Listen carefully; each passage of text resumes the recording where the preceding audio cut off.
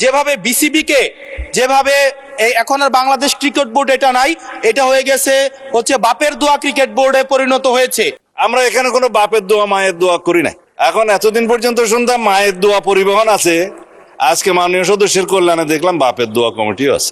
মাননীয় স্পিকার, আমাদের উত্থাপন করার বিষয়টা হচ্ছে জুলাই গণ অভ্যুত্থানে অংশগ্রহণকারীদের সুরক্ষা দেওয়ার জন্য, সাংবিধানিক এবং আইনি সুরক্ষা দেওয়ার জন্য। সেটা জাতীয় দাবিতে পরিণত হয়েছে, জুলাই যোদ্ধাদের দাবি ছিল। তার প্রেক্ষিতে জুলাই জাতীয় সনদ স্বাক্ষরিত হয়েছে, তার মধ্যে অঙ্গীকারনামার একটা দফা ছিল এবং সেই দফাটা পরবর্তীকালে যেদিন সই করব সেদিনও একটা আন্দোলনের প্রেক্ষিতে আমরা অনুরোধ করে কমিশনকে অ্যামেন্ডমেন্ট আনিয়েছিলাম তাদের দাবির প্রেক্ষিতে। তার মানে যারা জুলাই গণ অভ্যুত্থানে ছাত্র গণ অভ্যুত্থানে অংশগ্রহণ করেছিলেন তাদের উপরে তো হানাদার বাহিনীর মতো গণহত্যাকারী আওয়ামী লীগ এবং তাদের সন্ত্রাসী গোষ্ঠী এবং পেটুয়া বাহিনী নিপীড়ন চালিয়েছে, অত্যাচার চালিয়েছে, গণহত্যা চালিয়েছে। জনতার প্রতিরোধের মুখে তাদের মধ্যেও কেউ কেউ প্রাণ হারিয়েছে, এটা যুদ্ধের ময়দানে ফয়সালা হয়ে গেছে, আমরা বলেছি। সুতরাং তাদেরকে সাংবিধানিক এবং আইনি সুরক্ষা দেয়া দরকার।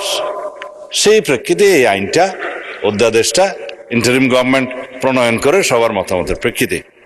হ্যাঁ, এখানে যদি আপনি সংশোধন আনয়ন করতে চান, মাননীয় সদস্যের উদ্দেশ্যে বলছি, সেটা সেকেন্ড রিডিং মধ্যে আপনি সংশোধনে আনতে পারতেন, আগে নোটিশ দিতে পারতেন, সেই সংশোধনীগুলো নিয়ে আমরা আলাপ করতে পারতাম।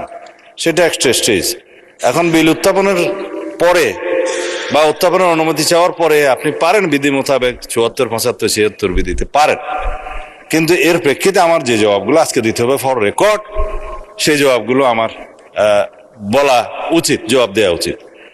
এখানে ক্রিকেট কন্ট্রোল বোর্ড কিভাবে আসলো মাননীয় স্পিকার? বাংলাদেশ ক্রিকেট কন্ট্রোল বোর্ডের ইন্টারিম গভর্নমেন্টের সময় তৎকালীন ক্রীড়া উপদেষ্টা ক্ষমতার প্রয়োগ করে সারা বাংলাদেশের জেলা কমিটিগুলোকে প্রভাবিত করেছিল। বাংলাদেশে যেগুলো রেজিস্টার্ড ক্লাব ছিল তাদের কাউন্সিলরদেরকে, হ্যাঁ, তাদেরকে প্রভাবিত করে সরকারি ক্ষমতা প্রয়োগ করে এবং হাইকোর্টে যে রিটটা দাখিল করা হয়েছিল সেটা হার্ড না করে পেন্ডিং রেখে, এখনো still it is pending with the chamber court I think, করে সর্বোচ্চ ক্ষমতা প্রয়োগ করে একতরফাভাবে ক্রিকেট বোর্ডের একটা বোর্ডিং করা।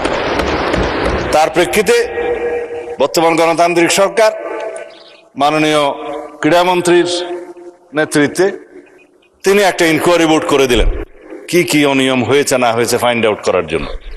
সেই তদন্ত কমিটি রিপোর্ট প্রদান করার পরে তারা ডিক্লেয়ার করলো এখানে যথেষ্ট অনিয়ম হয়েছে, আরো অনেক কথা আমি বলতে পারতাম, বলছি না। তারপরে সেটা ডিজলভ হয়েছে, ডিজলভ হওয়ার পরে একটা ক্রিকেট কন্ট্রোল বোর্ড হয়েছে, আহ্বায়ক কমিটি হয়েছে, অ্যাডক কমিটি। কাকে দিয়ে হয়েছে? এই দেশের কৃতি ক্রিকেটার, বাংলাদেশে সবচেয়ে পরিচিত, সারা বিশ্বে পরিচিত তামিম ইকবালকে দিয়ে। মাননীয় স্পিকার, আমি জানি আপনার সময় নষ্ট করছি, কিন্তু ফর রেকর্ড আপনি জুলাই অভ্যুত্থান সুরক্ষা এটার উপর বলেন। ক্রিকেট বোর্ডের অ্যাডক কমিটিটা করা হয়েছে। আমরা এখানে কোনো বাপের দোয়া মায়ের দোয়া করি না। এখন এতদিন পর্যন্ত শুনতাম মায়ের দোয়া পরিবহন আছে, আজকে মাননীয় সদস্যের কল্যাণে দেখলাম বাপের দোয়া কমিটিও আছে।